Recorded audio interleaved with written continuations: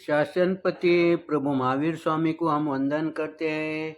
सभी गुरु भगवंतों को तिकोत के पाठ से वंदन करते हैं। श्रद्धावान भाई और बहनों, आपके अंदर विराजित आत्मा को माजलगांव से सुभाष कोठारी का सादर प्रणाम, सादर जय जिनेन्द्र। उत्तराध्यायन सूत्र के चौथे अध्ययन पर ये मेरा 13वां वीडियो है। कल हम 9वें गाथा का वर्णन कर रहे थे। 10वें गाथा में गुरु भगवंतों ने हमें क्या कहा है? क्षिपम न संके व्याग में तम्मा समुटाय पाय कामे समीच लोये समाय महेशी अयानुरखी परे पम्मतो। गुरु भगवंतों ने 10वें गाथा के अंदर क्या भाव कहे, इसका हम आज चिंतन करेंगे। क्षिपम, क्षिपम यानी गुरु भगवंत कहते हैं तत्काल, तत्काल न संके ही नहीं कर सकता। विवेक में हूँ, विवेक को प्राप्त तत्काल नहीं कर सकता। हम क्या सोचते हैं, हम जब हमारे को समय मिलेगा उस समय हम उसको प्राप्त करेंगे, लेकिन विवेक आने के लिए तत्काल कभी भी संभव नहीं है। तम्मा यानी इसीलिए वो कामे पहाय समुटाय यानी काम भोग का परित्याग करना पड़ेगा। गुरु भगवंतों ने हमारे को समझाया है, अगर आपकी धारणा होगी कि मैं अंतिम समय में मैं धर्म ध्यान करूंगा, मैं कर्म को खपाऊंगा, लेकिन ये कभी भी संभव नहीं है। उसको तुम्हारे को लगातार प्रयास करना पड़ेगा। प्रतिदिन प्रति समय ये प्रयास करना पड़ेगा। मेरा विवेक कैसे जागृत हो, इस तरह से अगर तुम करेंगे तो ही तुम्हारे को अंतिम समय में वो भाव जगेगे। आगे गुरु भगवंत कहते हैं कि झटपट होने वाली ये क्रिया नहीं है, इसको लगातार तुम्हारे को साधना करना पड़ेगा। झटपट क्यों संभव नहीं है?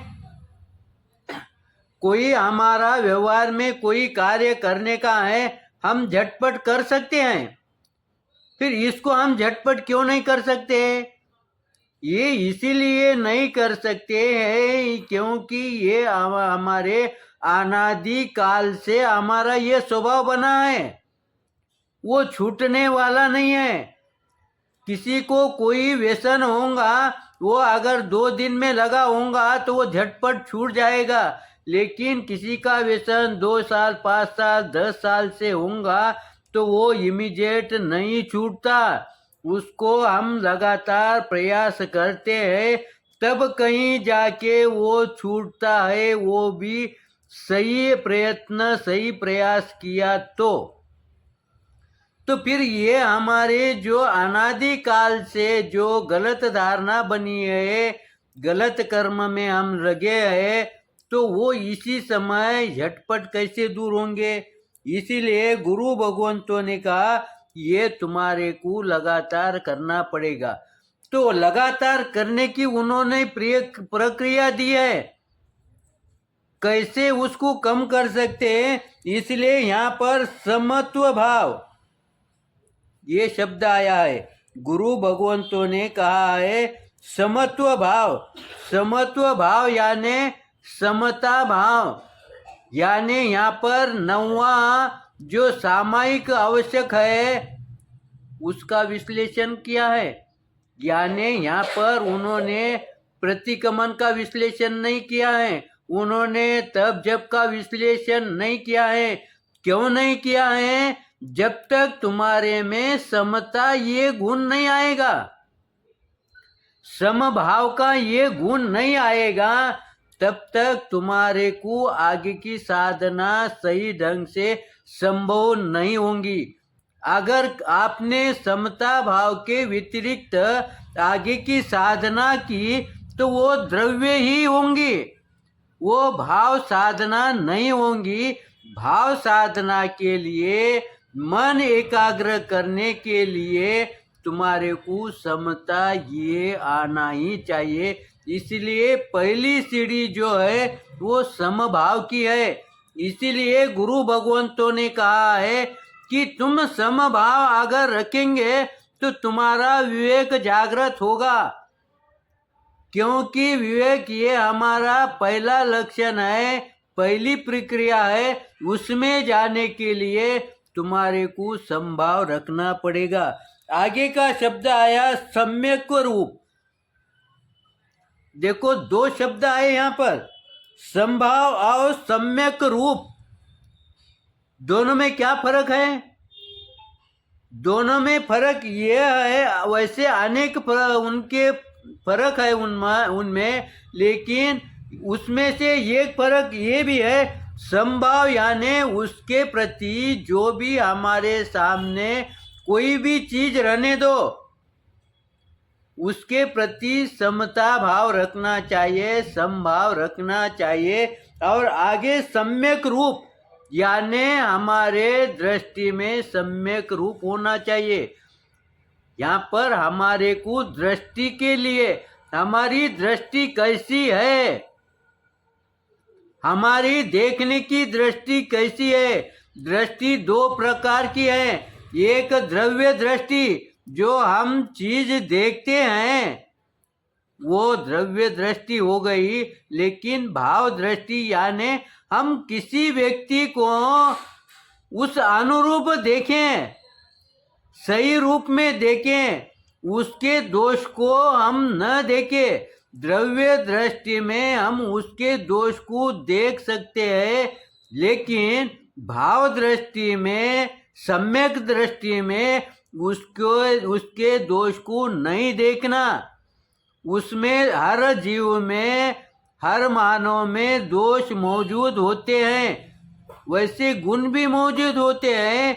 इसीलिए इस स्थान पर जो आत्मा पहुंची है, उन्होंने उसमें अच्छा ही गुण देखना, उसका अच्छा ही गुण देखना। इसीलिए हम उदाहरण देखते हैं श्री कृष्ण भगवान को, वो उन्होंने मरी हुई कुत्ती को देखा तो उन्होंने उनके दांत देखे, क्योंकि उसमें जो अच्छा है वो देखो। क्योंकि हमारे को दृष्टि दुरुस्त करना है, हमारे में समता भाव लाने का है। तो हमारे को समता भाव के साथ साथ हमारे को हमारी दृष्टि में भी किसी का दोष नहीं देखना चाहिए। इस तरह से गुरु भगवंतों ने कहा, ऐसा अगर रहा तो हमारा विवेक जागृत होगा।